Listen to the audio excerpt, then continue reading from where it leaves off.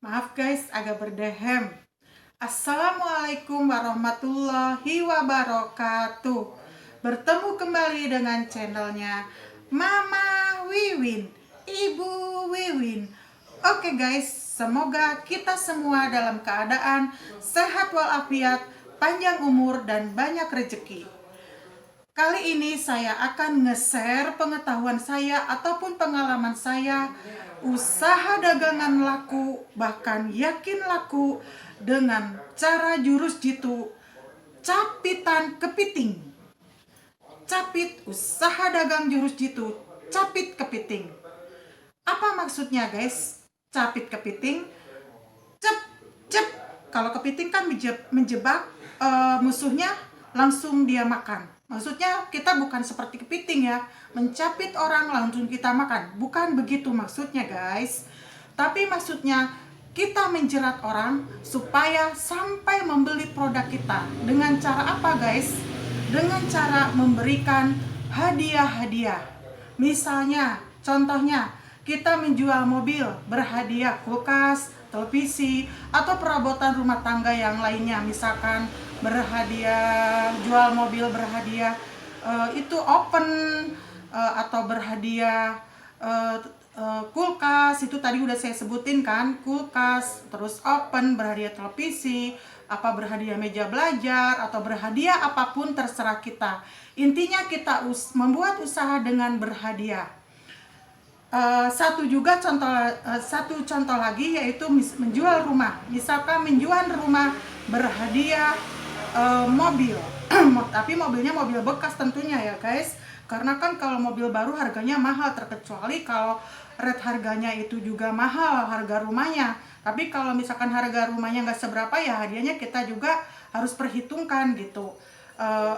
Caranya bagaimana guys? Ya kita perhitungkan modal berapa misalkan, lantas keuntungan kita berapa, terus untuk hadiah berapa kita perhitungkan juga, lantas nanti harga yang kita tawarkan berapa gitu.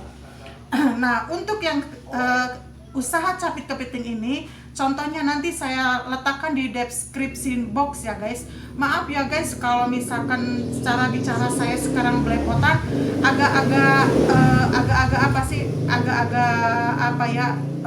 mengingat masa lalu. Dulu pernah saya juga usaha seperti ini dan alhamdulillah banyak menjerat para pembeli. Jadi siapa yang beli mobil pasti yakin beli karena memakai hadiah. Kayak gitu guys. Tapi kita tidak lupa berdoa menurut agama dan keyakinannya masing-masing. Dan kita juga minta doa pada keluarga, pada siapapun tentang usaha kita. Untuk berusaha itu jangan takut bangkrut guys.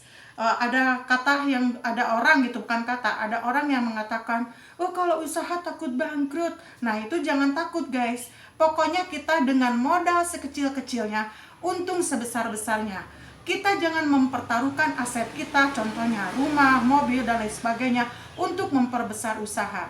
Usaha itu dengan modal sepunya-punya kita. Dan ingat, kita jangan berhutang.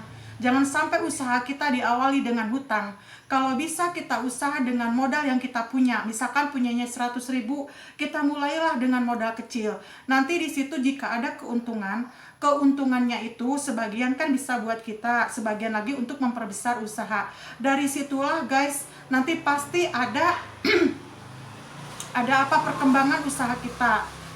Jadi kalau misalkan kita diawali dengan modal yang kecil, kalaupun misalkan ada teman misalkan mau menanam saham ke kita, ya boleh aja, tapi itu harus memperhitungkan dengan seksama, karena kan kita harus mengembalikan modal ke teman kita. Jadi sebaiknya, terkecuali kalau pertemanannya itu berlanjut terus dan usahanya itu terus berlanjut dan